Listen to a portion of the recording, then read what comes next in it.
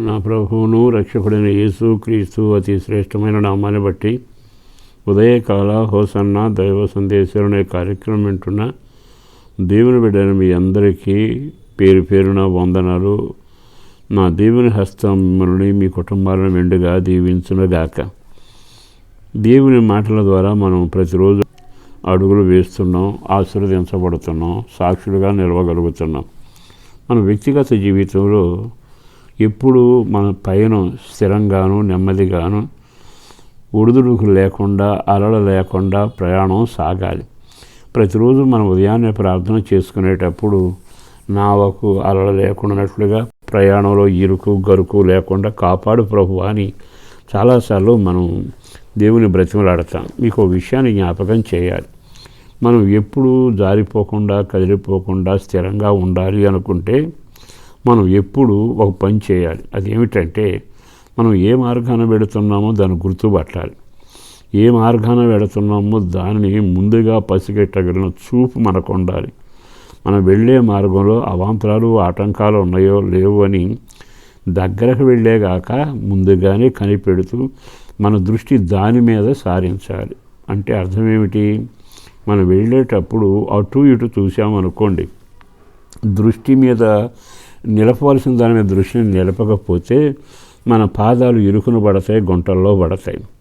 అందుకని మనం చూపు తదేకంగా మన ప్రయాణం వైపే చూపాలి. కీర్తనాకారుడు 16వ కీర్తనలో 8వ ఒక వాక్యాన్ని చెప్పాడు. అదేమిటంటే, సదాకాలము యెహోవా యందే నా గురి నిలుపుచున్నాను. ఇక్కడ చక్కని మాట రాస్తున్నాడు, సదాకాలము. మనం చాలా కాలాలు చూస్తున్నాగా. మామూలుగా భూలోకంలో 3 కాలాలను గమనిస్తాం: వర్షాకాలం, శీతాకాలం, ఎండాకాలం. కానీ జీవితంలో భక్తిపరుడికి ఆపత్కాలం ఉంటుంది. కొన్నిసార్లు నిరాశ కాలం ఉంటుంది, కొన్నిసార్లు కృంగిపోయే కాలం ఉంటుంది, కొన్నిసార్లు తరమబడే కాలం ఉంటుంది. ఇలా చెప్పుకుంటూ వెళితే చాలా ఉంటాయి. అయితే నీ జీవితంలో సదాకాలం నువ్వు క్షేమంగా ఉండాలి. సదాకాల క్షేమం నీకు కలగాలి అంటే ఈ కీర్తనాకారుడు ఏమంటున్నాడో తెలుసా? నా గురి ఆయన మీదే నిలుపుతున్నా. అంటే నాకు ఒక ఆయన ఉన్నాడు, ఆయన మీద గురి నిలుపుతాను అంటున్నాడు. ఇంతకు ఆయన ఎవరు? ఇతగాడు అతని మీద ఎందుకు గురి నిలిపాడు? ఆయన ఎవరు అంటే సృష్టికర్త. ఆయన ఎవరంటే జీవితానికి మార్గం కల్పించినవాడు. ఆయన ఎవరు అంటే గమ్యాన్ని చేర్చడానికి మనతో ఉండేవాడు. కనుక నీవు వెళ్ళే మార్గం నీకు తెలియకపోయినా సృష్టించిన వానికి తెలుసు. నువ్వు వెళ్ళవలసిన మార్గంలో ఏమేమి ఉన్నాయో నీకు తెలియకపోయినా ఆయనకి తెలుసు. అందుకని నువ్వు వెళ్ళేటప్పుడు అటుగాని ఇటుగాని చూడకుండా నిన్ను నడిపించే వాని వైపు గురి సారించి నడవాలి. యేసు ప్రభువుతో నడుస్తూ ఒక అతను గాలిని చూచాడు, మునిగిపోవడం జరిగింది. బైబిల్లో ఆ విషయాన్ని చాలాసార్లు గమనించారుగా. ఎప్పుడైతే గురి ఆయన మీద నిలుపుతామో ఆయన సదాకాలం మనల్ని కాపాడగలిగిన వాడు. ఒకవేళ ఇరుకు, దుష్టకాలం, వేదనకరమైన కాలం, ఓడిపోయిన కాలం, కృంగిపోయే కాలం ఇవన్నీ నీకు వచ్చిన వాటిని చూసి కంగారు పడక తిన్నగా ఆయన చూడటం మొదలు పెడితే, ఆహా ఇతడు నా మీదే గురి నిలిపిపెట్టి నడుస్తున్నాడు కదా, నేను ఇతన్ని తప్పక కాపాడతాను అనే ఒక నిర్ణయానికి వస్తాడు. నిర్ణయానికి వచ్చి ఆయన ఏం చేస్తాడట? ఆయన నా కుడి పార్శ్వమునకు వచ్చి నిలబడతాడు. బైబిల్లో ఉంది, ఆయన నా కుడి పార్శ్వమున ఉన్నాడు. అంటే ఎప్పుడు నీ దృష్టి అటు ఇటు వెళ్ళనివ్వకుండా దేవుని మీద, వాక్యం మీద, ప్రార్థన మీద, సహవాసం మీద నడిపించే ఆ దేవుని వైపు సారించి నడుస్తావో, నీ సమస్యలు ఎన్ని వస్తున్నా నీ గురి తప్పకుండా నడిచినప్పుడల్లా అందులో ఒడిదుడుకులు లేకుండా ఆయన కాపాడటానికి వేగంగా పరిగెత్తుకుని వచ్చి నీ ప్రక్కన నిలబడతాడు. ఎంత చక్కని మాట!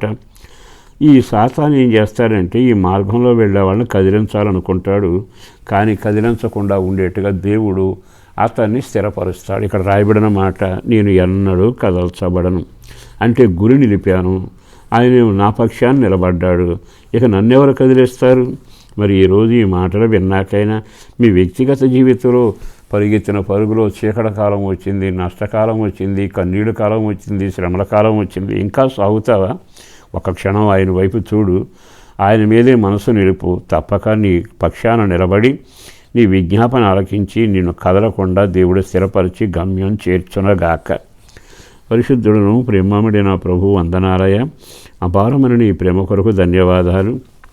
ఈ శుభవేళ మా పయనంలో కదిలిపోకుండా బెదిరిపోకుండా మా జీవితంలో సదాకాలం కాపాడబడడానికి ఒక మార్గాన్ని చూపించే వందనాలు. బిడ్డలను దీవించండి, ఆ మార్గంలో ఈ కుటుంబాలను నడిపించండి.